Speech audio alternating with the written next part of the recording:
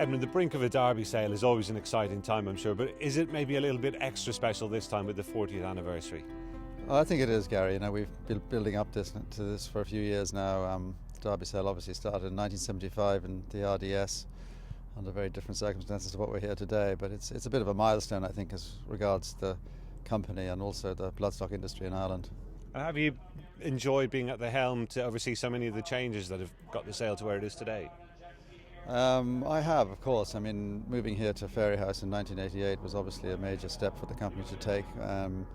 And I was managing director here for 4 years before I was relocated to Newmarket, but I've always retained a huge interest in the company here, and been lucky enough to elected chairman and have enjoyed the many successes that we've had over the years. And obviously a huge amount of preparation goes into a sale like this. The work, just tell us how far in advance the work actually begins. Well, as you can imagine, although it's concentrated into 3 days, it's kind of a 12-month-a-year business, really, from compiling the catalogues to sourcing the horses, talking to the vendors, and then trying to match what we have with the available purchasers. We do a lot of promotion overseas and in Ireland. And then, of course, preparing the grounds here in Fairyhouse takes a huge amount of time as well. We have a team of 6 people outside, cutting lawns, cutting hedges, mowing grass, and generally getting the place into ship shape. And then all the entertaining that takes place when people are actually here on site is another team as well. So it's really a team effort, a 12-month-a-year job, really. And plenty of excitement in the build-up to the sale as well. Have you been pleased with the amount of overseas visitors that you've seen so far? Yes, I think we've had a huge amount of traffic through the last sort of 48 hours here. Obviously a lot of visitors from the UK are here. We've got some people from France and the States as well. National Hunt Racing by its nature, of course, is based really in England and Ireland, so we don't get as many international visitors as we would for the flat sales. But I think the appeal of jump racing has never been stronger, and that's certainly reflected in the amount of interest we've had over the last few days. Yeah, and it's always obviously important for the graduates of this sale to go on to success on the track. How pleased are you by what's happened, say, in the last 12 months? Well, obviously, Cole Harden's win in Cheltenham was very important for us. He won the World Hurdle, and he was a graduate of the Derby sale. And not an expensive horse either. And not too expensive, exactly. But having said that, we also like the expensive horses to win as well, because that encourages the bigger owners and trainers to come back to us. And what about the catalogue this year, Edmund? Are you pleased overall with the quality of horse that we've got going into it? I think so, Gary. Yes, it's quite an international catalogue in that we've got quite a lot of French breds in there as well, and a few German breds and UK sourced horses as well as our own Irish horses. So I think that's part of the attraction of the sale. I think is that it is an international catalogue for an international audience. And another of the attractions, of course, is the opportunity to run in the George Myrna Memorial Bumper, and we've seen really how that can work out, because Moon Racer, of course, won it in 2014, didn't he? Well, exactly. Moon Racer was a rags to riches story, really, in that he was an inexpensive purchase in the August sale, and then, of course, won the George Myrna Memorial and went on, was purchased subsequently by David Pipe and won the bumper in Cheltenham, and that, of course, was a wonderful result for everyone involved, including ourselves. It was great publicity for the company, and he was a worthy winner of the race. And Edmund, you're going to be busy on the rostrum yourself over the next few days. Any lots in particular that have caught your eye that you're going to be overseeing? Well, of the ones I've seen so far, Gary, this is always a dangerous occupation, but I think Lot 61 is a getaway horse I've just seen. He's a half-brother to Middle Sean, and I think he's one of the nicer ones I've seen this morning, so I'd be hopeful he might sell quite well. And is it something that really gives you a good buzz still, even after all these years being up there and selling a good horse? Oh yeah, it's the adrenaline runs. I think the day it doesn't, you probably want to hang up your boots, but you never cease to enjoy selling horses, and not necessarily for hundreds of thousands. Often the ones you remember are the ones you didn't sell for so much money, but the vendor was particularly pleased, or there was a good story about the horse afterwards, and there's a lot of good memories anyway.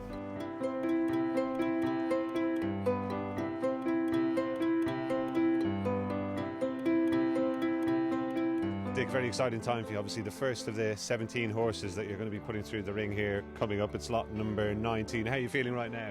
Sure, probably a bit under pressure here now at this stage. And tell us, how's the horses done since we were down with you just over 6 weeks ago, Dick? It's obviously a much nicer day for showing them off today, at least. Well, that's for sure anyway. Much nicer day, and they're all looking well, and they did well, and hopefully it'll pay off at the end of the week. And tell us, have you had many people coming to see the horses so far? Yeah, we had 3 or 4 different people came to see him at home just since. And what's the feeling overall this year in terms of the market here at Tattersalls? well, it's just started here now, so from long until we find out. We're a lot in the first bunch there, a lot 19 with the first, and so that'll give us a good guide for the rest of the week. Yeah. A good start, hopefully set the tone for the rest of the week. Hopefully. Philip, you've been coming here to Tattersalls to the Derby sale for a long time. Is this one of your favourite sales to go to during the year? Well, it's probably the best sale for young horses. Actually, I remember going I think it was last year they had it at Ballsbridge, so that was a long time ago. And tell us, Captain Chris came out of here. I know you're a big fan of the Sire King's Theatre, and you've already managed to get your hands on one today, have you? Yeah, we bought a nice King's Theatre earlier on, so hopefully he'll be lucky for us. Yeah, I mean, it's the last lot of the King's Theatres, I think, isn't it? Yeah, absolutely. And you'll have had a look at a lot of the horses, I'm sure. Is it overall a bunch that impresses you this year?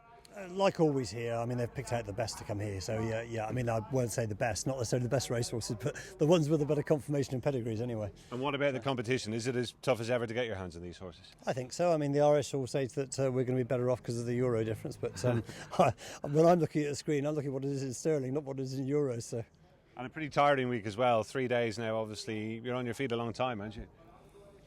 Yeah, no, I've only come in this morning actually, but Aidan Murphy's been doing the donkey work for us. I mean, he's been here since Monday morning, and realistically, you need to be here for 2 days beforehand to get through everything, because it's no good starting to look at them once they start going in the ring, because otherwise you're getting the right model. So, Gordon, this is obviously a very big sale for Irish and British-based trainers. Jigginstown, who are your main patrons, buy a lot of their young horses here, don't they? Yeah, listen, it's a great place to buy a horse, and you've got the best pedigrees and the best horses here. So, listen, we're very lucky to be here and to look after everyone very well, so it's great. Yeah, and you've been having a good look at the horses over the past few days. What have you made of them so far? Yeah, we're here for the last couple of days. Listen, there's a lot of nice horses, a lot of big horses, take a bit of time, but there'll be plenty of winners on you. And tell us, how difficult is it to get your hands on them? I know Jigginstown are buying a lot of them themselves, but there's plenty of competition out there, isn't there? Yeah, there is. I mean, look, you've all the top English and Irish clients here, so owners and agents and all, so listen, it's very hard, but if you work hard and go through them, you'll find value. I'm lucky I'm in the position I've got a lot of the big owners and agents buying for me, so it makes it a bit easier. Do you find a lot of the right people are going after the same sort of horses? Yeah, that's kind of the way it is. I mean, it's only the nice horses that go in there. Same 5 or 6 lads are going to follow them in, so that's always the way.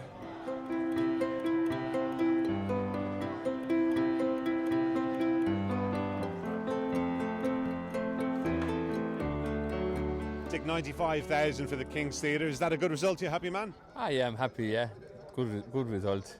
Could you tell from an early stage of proceedings that there was going to be plenty of interest in him there? Yeah, they were a lot pulled them out and a lot liked him. So, and he was a very nice horse. So I expected to get a good price for him. Yeah, plenty of the right people bidding as well, weren't there? Plenty of the right people bidding. Yeah. And ultimately, he went to Aidan Murphy. Aidan's a big fan of the King's Theatre horses, isn't he? Oh, Aidan is very fond of them King's Theatres. Yeah. I said they've always been lucky for him, so he liked him, and I don't know where he's going now, but so the Aidan Murphy bought him anyway. Simon, we're nearing the end of day one. It's been a typically hectic day here at the Derby sale. How are you feeling about the way things have gone? Delighted, Gary, to be honest with you. We were hopeful that it'd be a good sale. You always are before a sale like this. It's a select sale. There's a lot of fear and a lot of nerves before a sale like this. You always think after a great year of winners and graduates doing well on the racetrack, you're going to do well again. But no, it's been really, really strong. It's been really strong. We're delighted so far. And we saw a good battle for the top lot so far. Horse by Big Bad Bob, who made 170,000. And just tell us, there's a real Tattersalls connection with this one, really, isn't there? Yeah, it's owned by Tom and Katie Rudd.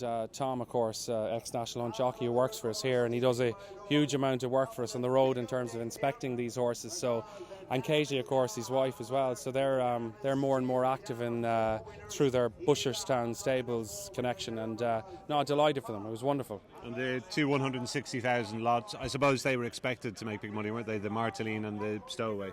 Yeah, I mean, there was a lot of talk about those two horses earlier in the day, yesterday as well. People were going around the complex saying what nice horses they were, and there was an expectation that they'd make a lot of money. What's a lot of money? I don't know, but I mean, 160,000 is a great price. You know, it's a record price this year for a store, and of course it was surpassed then just later on with the horse by Big Bad Bob making 170,000. And I know you made the point yourself a couple of times when you were up on the rostrum with the gavel in your hand. Sterling obviously the rate at the moment favours the British buyers. Were you happy to see so many of them involved today? Yeah, very much so. And I mean, it was very evident early on the amount of British buyers sort of active in the ring, and you know, the Irish buyers sort of, I felt early on maybe they were a little bit quieter, but they've got very, very active in the last couple of hours. And no, sterling is a huge advantage, a massive advantage, and it's great to see so many here. Well, a long way to go still, but so far so good. So far so good. The figures are all running on par with last year. Median was up, and clearance rate was up as well, so we're delighted so far.